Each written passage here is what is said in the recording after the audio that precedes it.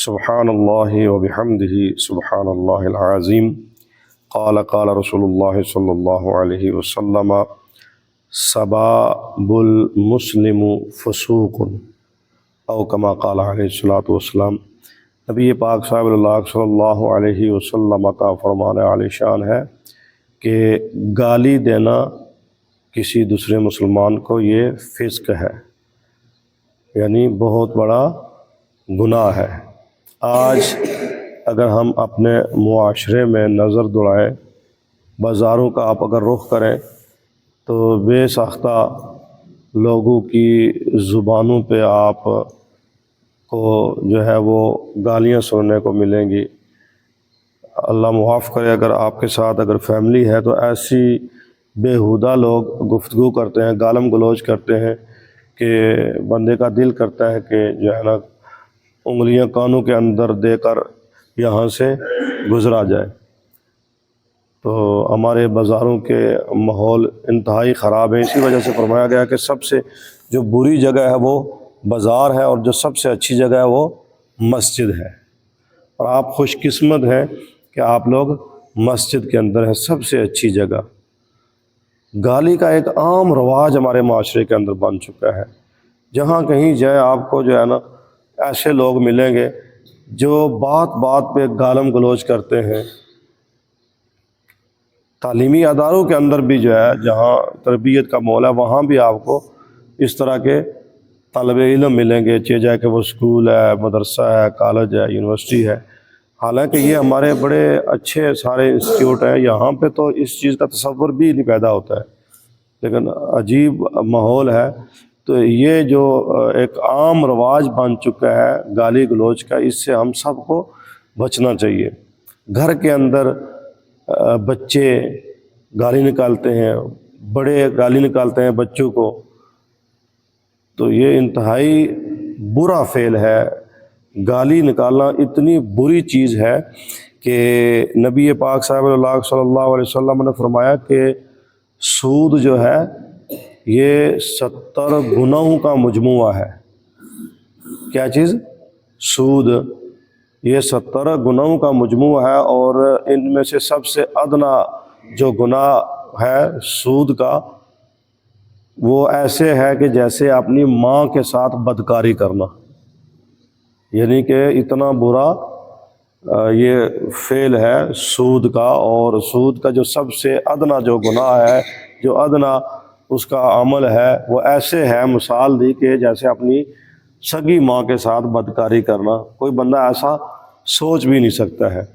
اور پھر آگے فرمایا کہ سود سے بھی بڑھ کر جو برا فعل ہے، جو بڑا گناہ ہے، وہ گالی نکالنا ہے، جس کو ہم بالکل ہلکا سمجھتے ہیں۔ بات بات پہ جو ہے وہ ہم گالی نکال رہے ہوتے ہیں۔ بعض لوگوں کا تو تکیہ کلام یہ ہوتا ہے کہ بات کے ساتھ جو ہے نا وہ گال ایڈ نہ کرے تو ان کی گفتگو مکمل ہی نہیں ہوتی ہے۔ اور ہمارے معاشرے میں گال کو اتنی اہمیت دے دی گئی ہے کہ لوگ کہتے ہیں، جو زیادہ گالی نکالتا ہے نا، وہ کہتے ہیں کہ یہ صحیح سچا اور کھرا بندہ ہے۔ اللہ معاف کرے، ہمارے آقا حضور صلی اللہ علیہ وسلم سے بڑھ کر کے بھی کوئی سچا ہو سکتا ہے؟ تو آپ صلی اللہ علیہ وسلم کے اخلاق میں تو اس چیز کا تصور بھی نہیں پیدا ہوتا ہے۔ تو گالی سے بچنا چاہیے۔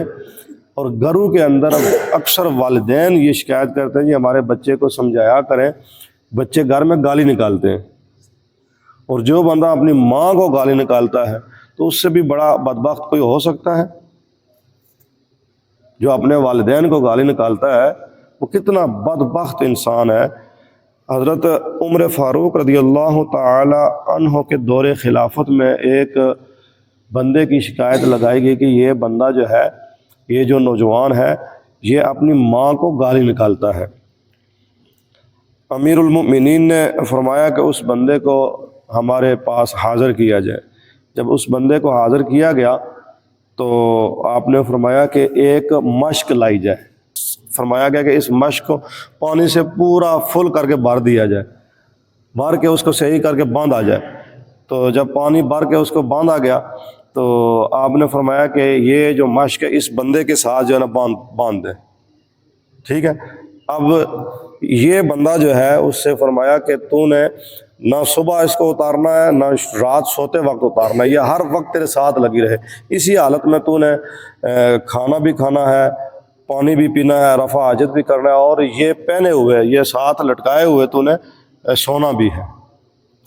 جب ایک دن گزرا، ایک رات گزری، دوسرے دن وہ بندہ حاضر ہوا اور اس نے کہا کہ میں حضرت معافی چاہتا ہوں، مجھ سے غلطی ہو گئی، آئندہ گالی نہیں نکالوں گا، آئندہ اپنی ماں کو گالی نہیں نکالوں گا۔ تو آپ نے فرمایا اچھا چلے اس مشق کا جو پانی ہے نا تھوڑا سا کم کر دیا جائے، آدھا کر دیا جائے۔ جب آدھی مشق کی گئی اور فرمایا کہ اب مشق اتارنی نہیں ہے، اسی کے ساتھ انہیں سارا عمل کرنا ہے، سونا بھی ہے، جاگنا بھی ہے، کھانا بھی ہے، رفع حاجت، جو بھی کام کاج ہے نا تیرے، یہ اترنی نہیں چاہیے، اگر اتری تو پھر تیری سزا اس سے بھی سخت ہوگی۔ دوسرے دن بھی جو ہے نا وہ اپنی ماں کو پھر ساتھ لے کے نا دوسرے دن حضرت عمر فاروق رضی اللہ تعالی عنہ کی خدمت میں حاضر ہوا، سفارش کے طور پر، ماں میری، میں تجھ سے بھی معافی مانگتا ہوں اور میری سفارش کرو کہ آئندہ میں گالی نہیں نکالوں گا۔ 2 دن سے میں نہ سویا ہوں اس حالت میں، نہ میں صحیح طریقے سے کھانا کھا سکا ہوں۔ ظاہری بات ہے اتنا وزن اٹھا کے بندہ صحیح طریقے سے واش روم بھی نہیں کر سکتا ہے، نہ کھانے ہوتا ہے، سو کیسے سکتا ہے اتنی تکلیف میں اتنا وزن اٹھا کے۔